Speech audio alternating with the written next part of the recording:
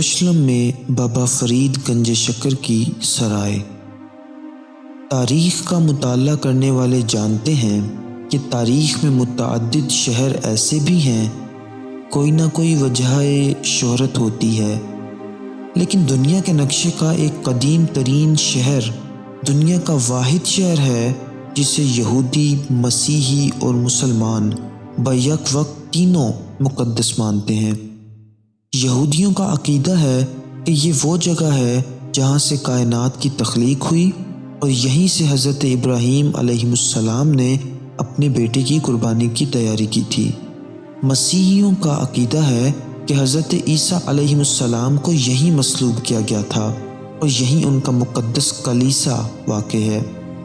مسلمانوں کا عقیدہ ہے کہ پیغمبر اسلام حضرت محمد صلی اللہ علیہ وسلم نے معراج پر جانے سے پہلے اسی شہر میں واقع مسجد اقصیٰ میں تمام انبیاء کی امامت فرمائی تھی۔ یہی وجہ ہے کہ مسلمان اور مسیحی 1000 سال تک اس شہر پر قبضے کے لیے برسر پیکار رہے۔ اس شہر کو برصغیر کے باسیوں کے لیے یوں بھی انفرادیت حاصل ہے کہ اس شہر میں برصغیر کے ایک صوفی بزرگ بابا فرید گنج شکر کی ایک سرائے بھی ہے۔ جی ہاں، یہ ذکر دنیا کے قدیم ترین شہر یروشلم کا ہو رہا ہے اور بہت کم لوگ اس شہر کے بارے میں یہ جانتے ہوں گے کہ اس شہر کے ایک علاقے کا تعلق برصغیر سے بھی ہے۔ بابا فرید الدین گنج شکر یروشلم کیوں آئے؟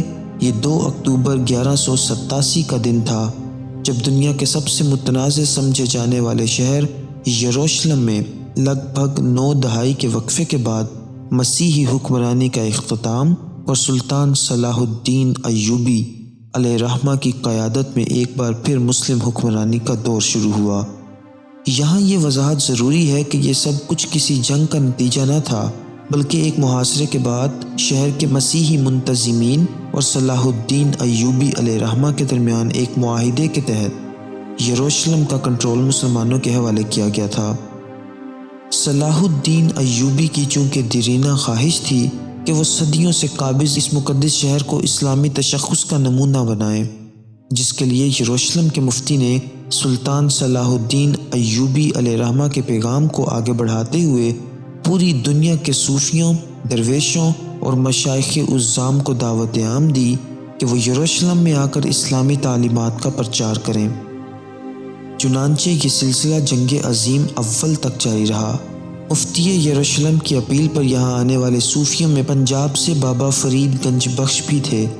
اگرچہ تاریخ کی کتابیں بابا فرید کے یروشلم میں قیام کے صحیح عرصہ بارے خاموش ہیں، تاہم اس بات کے شواہد موجود ہیں کہ ان کا یہاں قیام طویل عرصہ پر محیط تھا۔ ان کا قیام جس عمارت میں تھا، بنیادی طور پر وہ ایک سرائے تھی جہاں عام طور پر حج کے دنوں میں مسافر قیام کیا کرتے تھے۔ اس سرائے کے نیچے تہ خانے میں ایک چھوٹا سا کمرہ بابا فرید کی عبادت کے لیے مختص تھا، جبکہ اس عمارت کے صدر دروازے سے اندر آتے ہی ایک چھوٹا سا کمرہ بابا فرید کی رہائش گاہ پر مشتمل تھا، جبکہ باقی ساری عمارت مسافر خانہ کے طور پر استعمال کی جاتی تھی۔ تاریخ کی کتابوں میں اس بات کا ذکر بھی ملتا ہے کہ بابا فرید کی ہندوستان واپسی کے بعد بھی کئی صدیوں تک ہندوستان سے حج کے لیے جانے والے افراد آتے جاتے بابا فرید علیہ رحمہ سرائے میں قیام کرتے تھے۔ یہ وہ زمانہ تھا جب عربوں کی مالی حالت انتہائی مخدوش ہوا کرتی تھی، جبکہ اب اس کے مقابلے میں ہندوستانی نوابوں اور سلطانوں کی دولت کے چرچے 4 سو ہوا کرتے تھے۔ اس دوران مسجد اقصیٰ اور دیگر اسلامی عمارتوں کی حالت خستہ ہو چکی تھی، چنانچہ مفتی یروشلم نے 1923 میں کچھ افراد کو انڈیا کے مسلمانوں کے پاس رقم لینے کے لیے بھیجا۔ وفد نے مفتی یروشلم کا ہند کے مسلمانوں کو یہ پیغام پہنچایا کہ بابا فرید کی سرائے کی دیکھ بھال کے لیے ہندوستان ہی سے کسی کو بھیجا جائے۔ چنانچہ 1924 میں ہندوستان کی ریاست اتر پردیش کے شہر سہارنپور کے نذیر حسین انصاری نامی ایک نوجوان نے سرائے بابا فرید کا انتظام و انصرام اپنے ذمہ لے کر یروشلم کو ہی اپنا مسکن بنا ڈالا۔ کچھ عرصہ بعد نذیر حسین انصاری نے ایک فلسطینی لڑکی سے شادی کر لی اور یوں مرتے دم تک یروشلم کے ہو کر رہ گئے۔ نذیر حسین انصاری 1951 تک بذات خود اس سرائے کا انتظام اور دیکھ بھال کرتے رہے۔ 1951 میں نذیر انصاری کے انتقال کے بعد اس سرائے کی دیکھ بھال کی ذمہ داری ان کے بیٹے اور ان کی 2 پوتیوں کے ذمے ہے، جہاں یہ اپنے خاوند اور بچوں سمیت رہائش پذیر ہے۔ یہ سرائے اب بظاہر 2 حصوں میں منقسم نظر آتی ہے۔ ایک حصہ نذیر حسین انصاری خاندان کے زیر استعمال، جبکہ اس کے پہلو میں ایک بہت بڑے گیٹ کے ساتھ اس سرائے کا اصل حصہ ہے۔ اس گیٹ کے اندر داخل ہوتے ہی ایک بڑا سا احاطہ ہے، جس کے دائیں جانب ایک مسجد ہے، جبکہ اس کے بائیں طرف ایک بڑا سا کمرہ ہے جو یادگار تصاویر اور اشیاء سے سجایا گیا ہے۔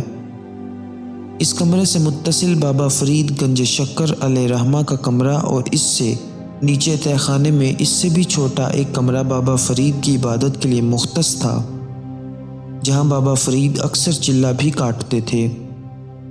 اب اس کمرے میں بابا فرید گنج شکر کے ایک مداح کا تیار کردہ ان کا ایک پورٹریٹ بھی سیاحوں کی دلچسپی کے لیے رکھا گیا ہے۔ اس سرائے کی تعمیر کو 800 سال سے زائد کا عرصہ ہو چکا ہے۔